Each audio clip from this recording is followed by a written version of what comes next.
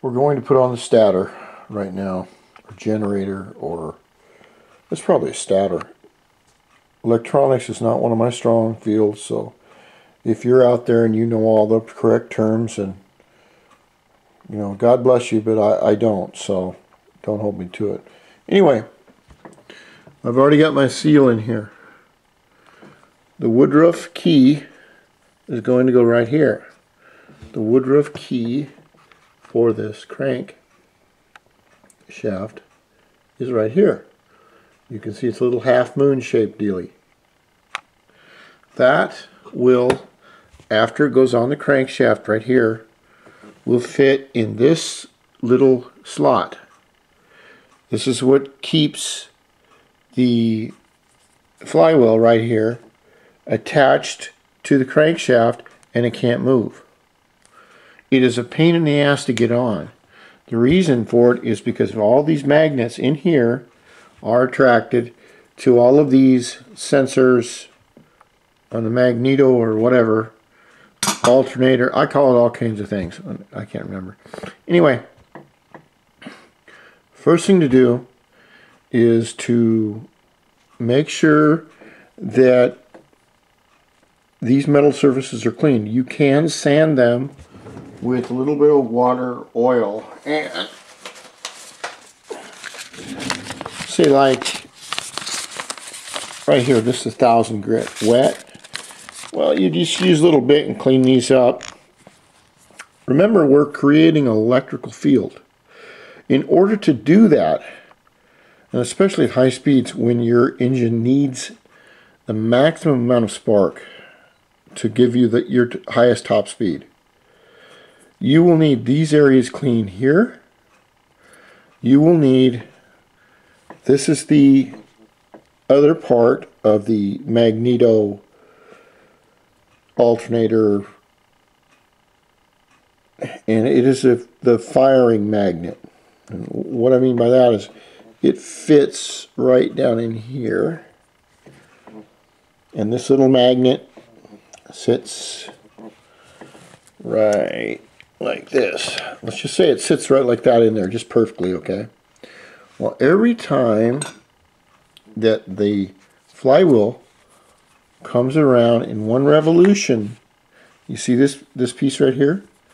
This piece right here triggers, that large piece, triggers the magneto or alternator to fire. I'm already lost. Okay, now I know that there's going to be some people in here that are going to spend 3 or 4 paragraphs explaining how it works. I really don't give a shit how it works. I know how to put it back together. I know what I want it to do. But if you want to correct me, that's fine. Go right ahead. I mean, this is a project for everyone out there, and like I said, electronics is not my strong suit. The next thing you want to do after you have this clean is to go in and clean up your magnets, which are right here on your flywheel. Now the way you can do that too is you also use water or a little bit of oil, and you get all the rust off. If you look real closely here, this little part right here, that is embedded deep rust that was in there when I bought the flywheel. So what I've done is I've cleaned this out, or I've sanded these out, and then after you sand them out, you got to be real careful because all the little metal filings stick to the magnets. You don't want them in there. Why do we do this? Well, I mean, what good is what I'm doing? Well, for one thing is, if you're racing a motor like this, you need as much juice as you can get at top speed. Especially if you're running fans, if you're running radiator coolant, pumps, things like that, it all takes juice. And if you have less juice at top speed and it won't fire right, then you're not going to go any faster. So we're trying to make this as clean as possible. The second reason I do this is because if this case leaks, and it could leak within the seal, it could leak within these bolts, because they go all through the case and they go into the open areas, then I will know if I see oil around here, or if I see oil in here, or more than likely what you'll see is this will be on the motor, and you'll see little shiny spots here. And then if we look down in here and we see oil, we know that we have a leak.